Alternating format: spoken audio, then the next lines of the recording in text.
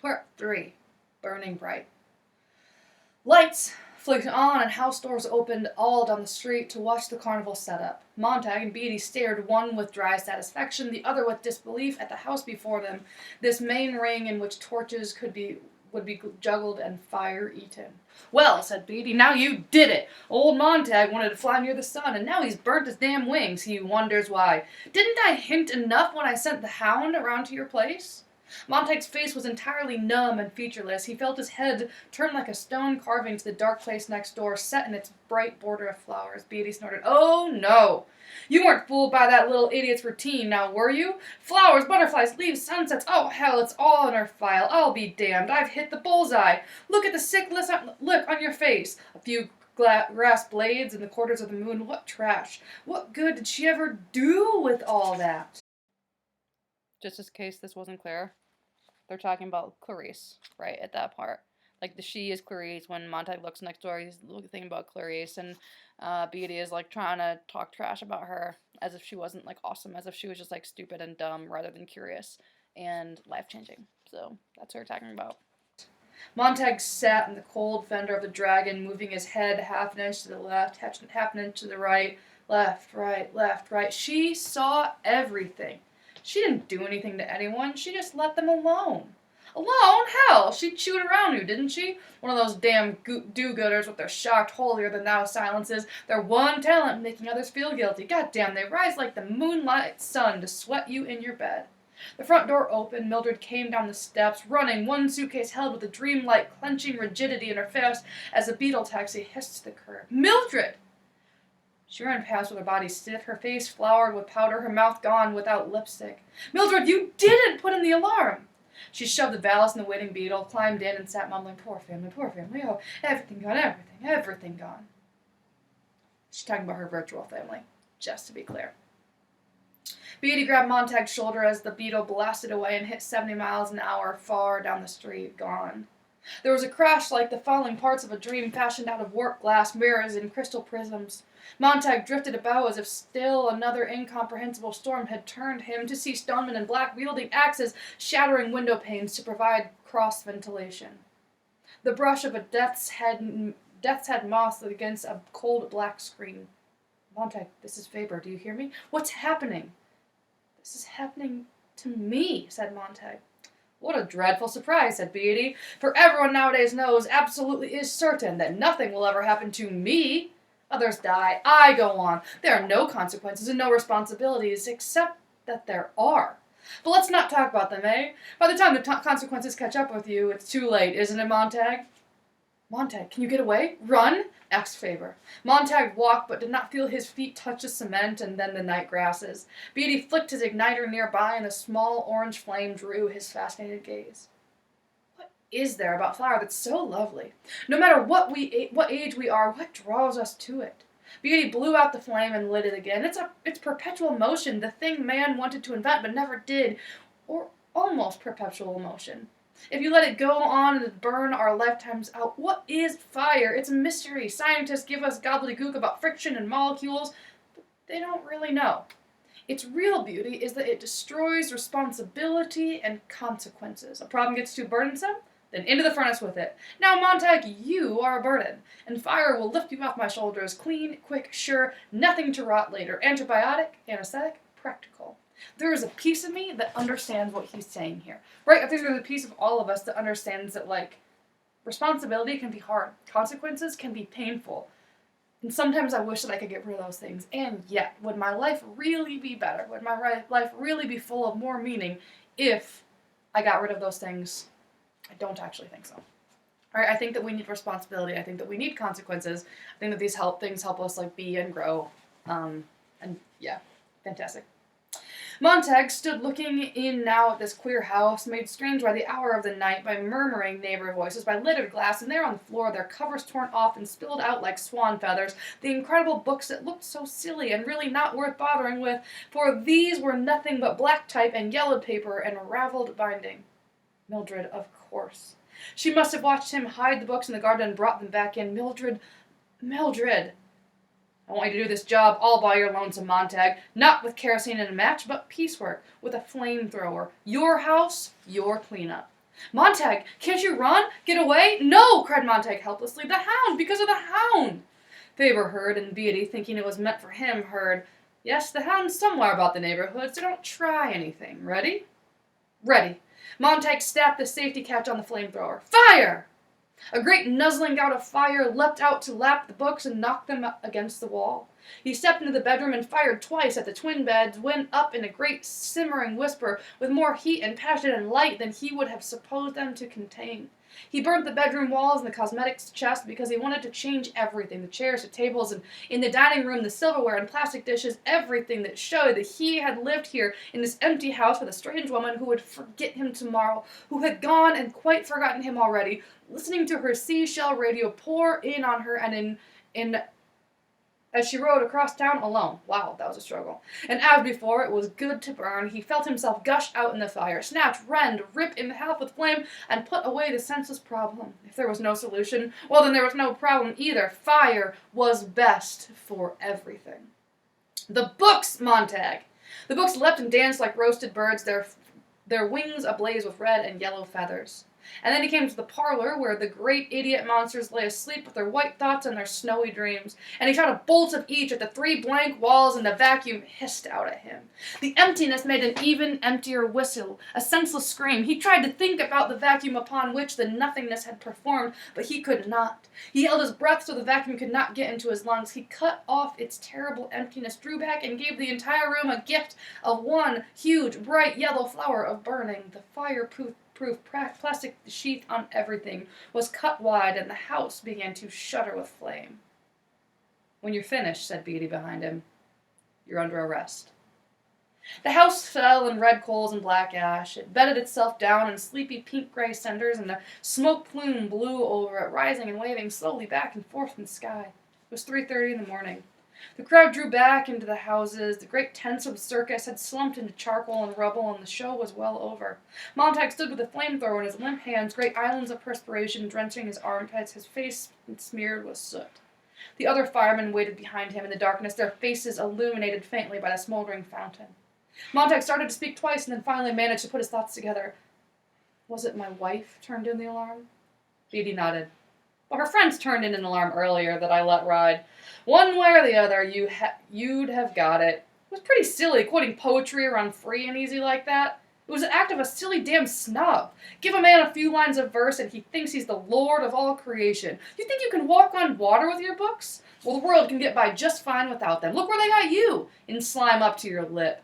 If I stir the slime with my little finger, you'll drown. Montag did not move. A great earthquake had come with fire and leveled the house, and Mildred was under there somewhere, and his entire life under there, and he could not move. The earthquake was still shaking and falling and shivering inside him as he stood there, his knees half bent under the great load of tiredness and bewilderment and outrage, letting Beatty hit him without raising a hand. Montag, you idiot! Montag, you damn fool! Why did you really do it? Montag did not hear. He was far away. He was running with his mind. He was gone, leaving his dead, soot-colored body to sway in front of another raving fool. Montag, get out of there, said Faber. Montag listened. Beatty struck him a great blow on the head that sent him reeling back. The green bullet in which Faber's voice whispered and cried that fell to the sidewalk. Beatty snatched up, grinning. He held it half in, half out of his ear. Montag, heard the distant voice yelling, Montag, are you all right? Beatty switched the green bullet off and thrust it in his pocket. Well, so there's more here than I thought. I saw you tilt your head, listening. First I thought you had a seashell. But when you turned clever later, I wondered. We'll trace this and drop in on your friend. No, said Montag. He switched the safety catch on the flamethrower. Beatty glanced instantly at Montag's fingers, and his eyes widened the faintest bit. Montag saw the surprise there, and himself glanced to his hand to see what new thing they had done. Thinking back later, he could never decide whether the hands or Beatty's reaction to the hands gave him the final push toward murder. The last rolling thunder of the avalanche stoned down about his ears, not touching him. Beatty grinned his most charming grin.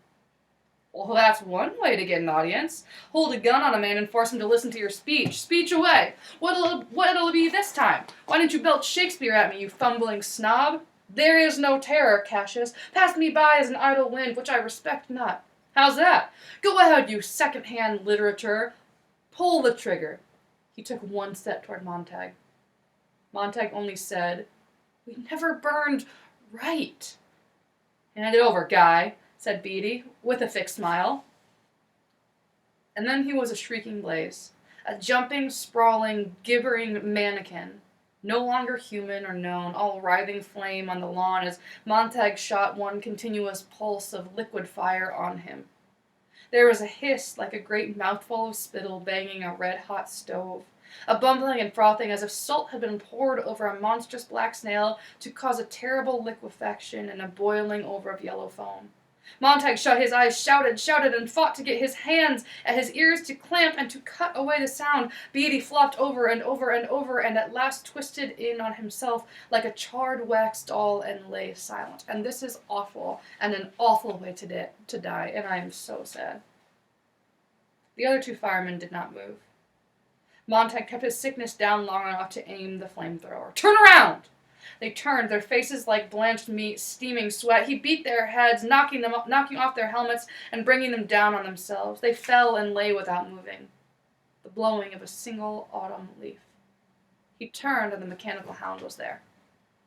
It was half across the lawn, coming from the shadows, moving with such drifting ease that it was like a single solid cloud of black-gray smoke blown at him in silence.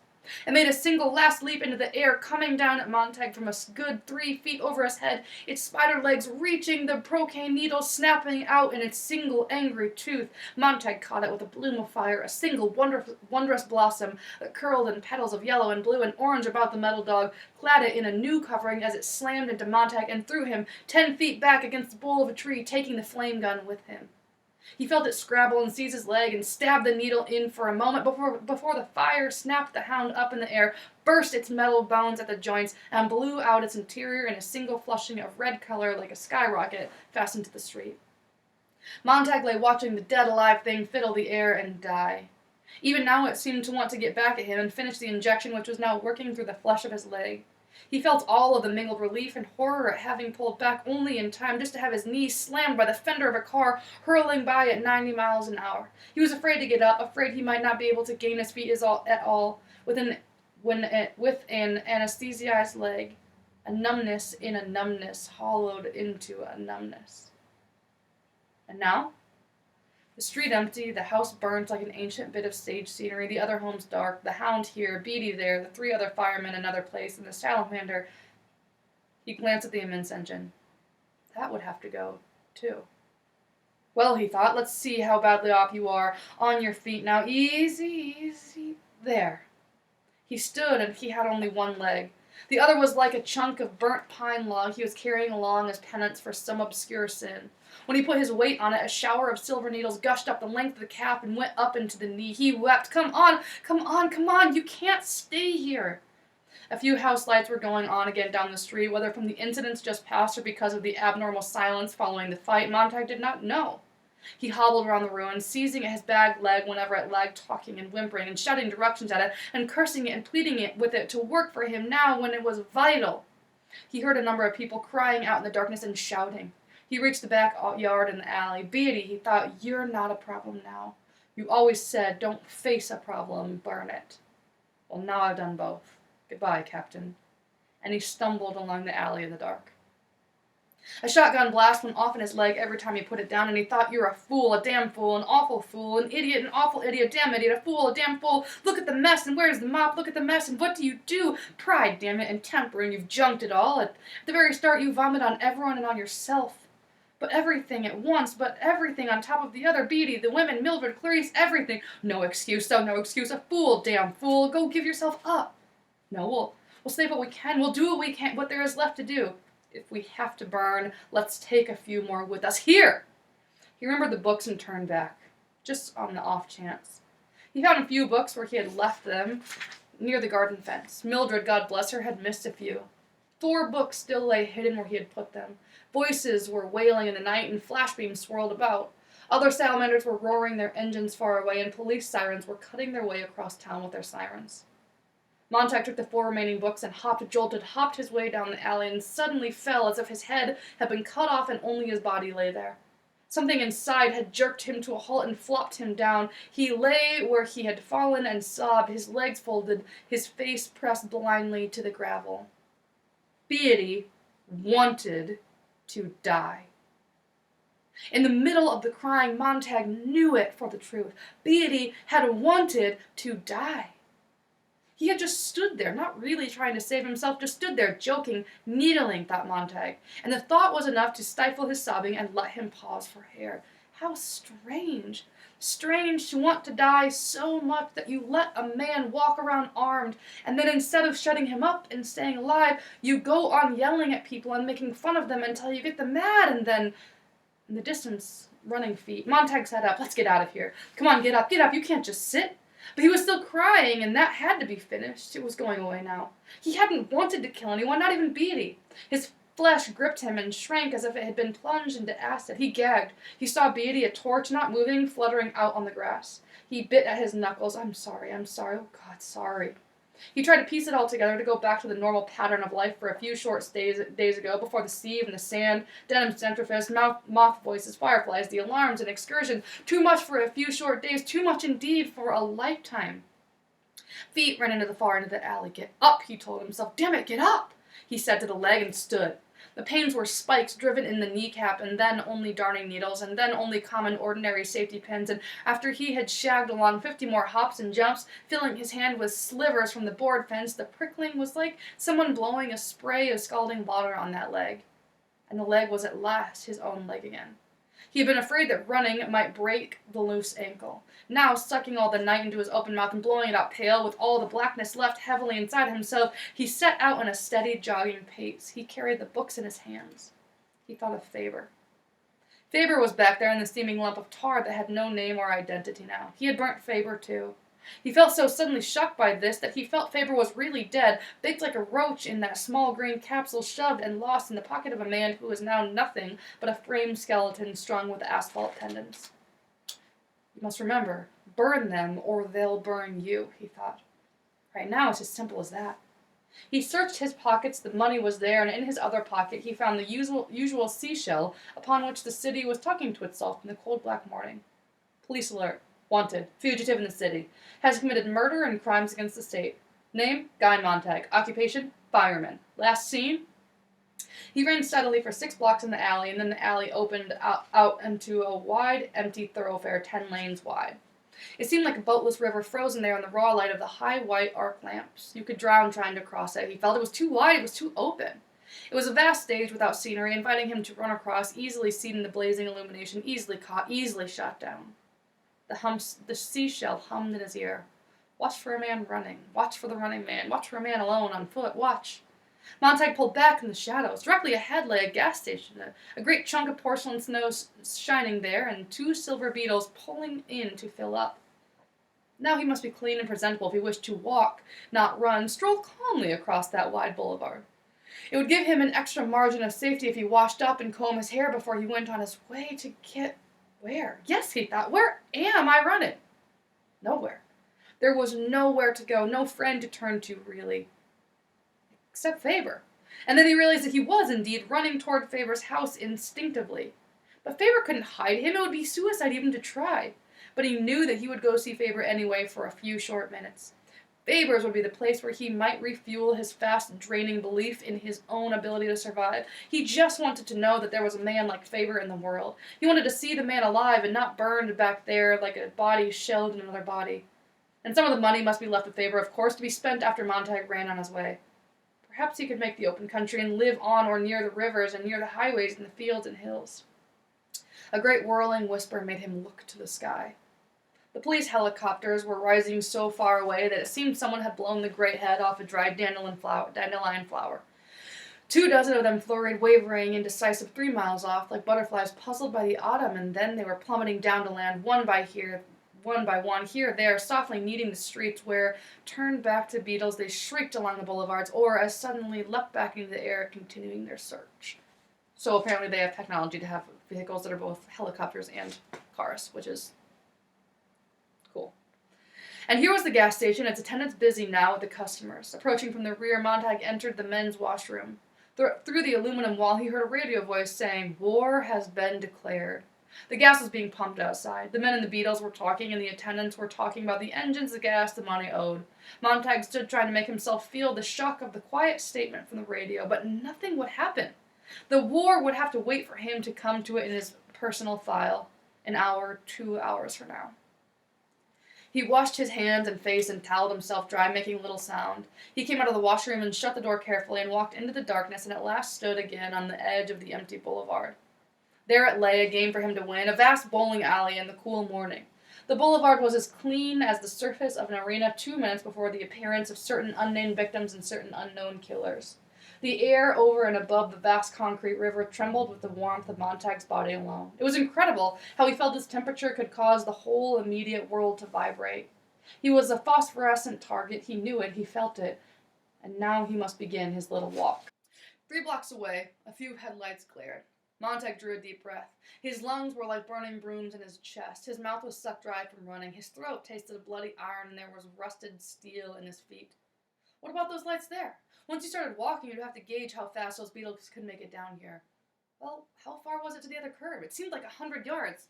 Probably not 100, but figure for that anyway. Figure that with him going so very slowly at a nice stroll, it might take as much as 30 seconds, 40 seconds to walk all that way. The beetles, once started, they could leave 3 blocks behind them in about 15 seconds. So even if halfway across he started to run, he put his right foot out, and then his left foot, and then his right. He walked on the empty avenue. Even if the street was entirely empty, of course, you couldn't be sure of a safe crossing, for a car could appear suddenly over the rise 4 blocks farther on, and be on and past before you had taken a dozen breaths. He decided not to count his steps. He looked neither left nor right. The light from the overhead lamp seemed as bright and revealing as the midday sun, and just as hot. He listened to the sound of the car picking up speed 2 blocks away on his right. Its movable headlights jerked back and forth suddenly and caught at Montag. Keep going. Montag faltered, got a grip on the books, and forced himself not to freeze. Instinctively, he took a few quick running steps and then talked out loud to himself and moved up to stroll again. He was now half across the street, but the roar from the Beatles' engines whined higher as it put on speed. The police, of course, they see me, but slow, now, slow, quiet. Don't look, don't turn around, don't seem concerned. Well, that's it. Walk, walk, walk. The Beetle was rushing. The Beetle was roaring. The Beetle raised its speed. The Beetle was whining. The Beetle was in high thunder. The Beetle came skimming. The Beetle came in a single, whistling trajectory, fired from an invisible rifle. It was up to 120 miles per hour. It was up to 130 at least. Montag clamped his jaws. The heat of the racing headlights burnt his cheeks, it seemed, and jittered his eyelids and flushed the sour sweat out all over his body. He began to shuffle idiotically and talk to himself, and then he broke and just ran. He put out his legs as far as they would go, and down, and then far out, and then down, and then back, and then out, and then down, and then back. God. He dropped a book, broke place, almost turned, changed his mind, plunged again, yelling in concrete emptiness, the Beetle scuttling after its running food, 200, 100 feet away, 90, 80, 70. Montag gasping, flailing his hands, legs up and down, closer, hooting, calling. His eyes burnt white now as his head jerked about to confront the flashing glare. Now the Beetle was swallowed up in its own light. Now it was nothing but a torch hurling upon him, all sound, all blare. Now almost on top of him, he stumbled and fell. I'm done. It's over. But the falling made a difference. An instant before reaching him, the wild beetle cut and swerved out. It was gone. Montag lay flat, his head down. Wisps of laughter trailed back to him with the blue exhaust from the beetle. His right hand was extended above him flat. Across the extreme tip of his middle finger, he saw now, as he lifted that hand, a faint 1/16 of an inch of black tread where the tire had touched in passing. He looked at that black line with disbelief getting to his feet. That wasn't the police, he thought. He looked down the boulevard. It was all clear now. A car full of children, all ages, God knew, from 12 to 16, out whistling, yelling, hurrahing, had seen a man, a very extraordinary sight, a man strolling, a rarity, and simply said, "Let's get him," not knowing he was a fugitive, Mr. Montag, simply a number of children out for a long night of roaring 500 or 600 miles in a few moonlit hours, their faces icy with wind, and coming home or not coming at dawn, alive or not alive. That made the adventure.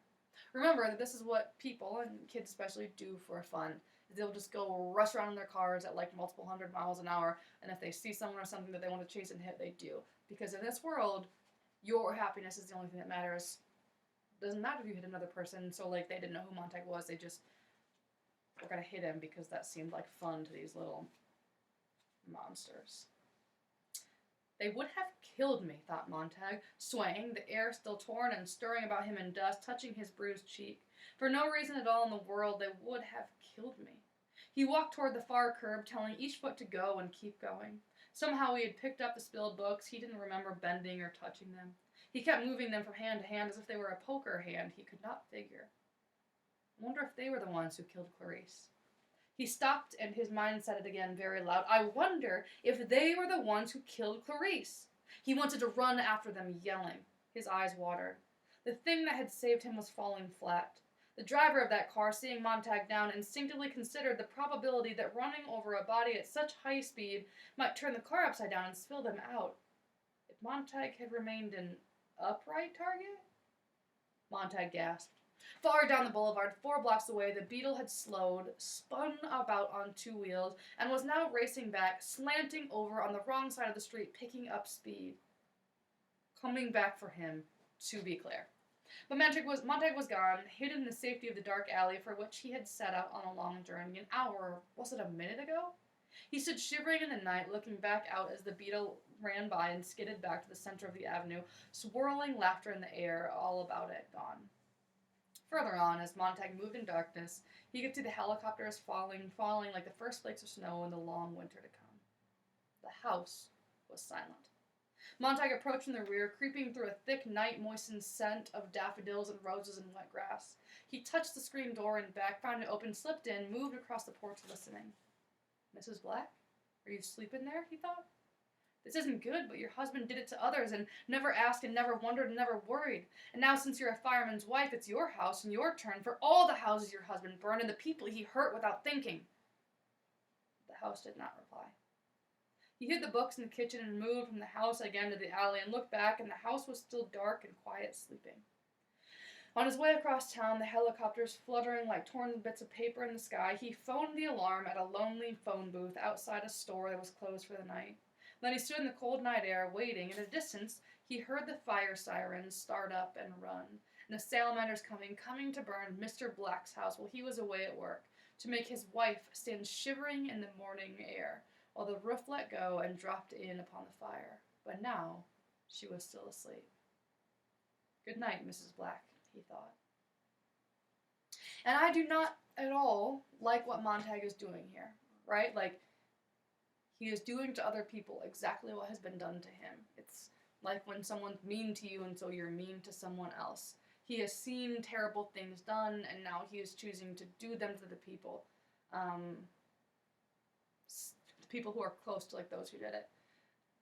And I get his desire, right? Like, I understand, like, you want to fight back against those people in power, but I struggle to think that this is like a good or a wise. It's not, right? Like, this is not what we are called to do. This is not, I think, good or right in any sort of a way. And so let's keep watching Montag as now, rather than being driven from like the wisdom of books or the curiosity of knowledge that he had been reaching for, now instead it seems to be like vengeance or hatred that is driving him, at least right now. And I think that depending on the voice that you're choosing to listen to, depending on like what you're choosing to let motivate you, you become one of 2 very different people. And so let's see what happens with Montag as we keep paying attention to that.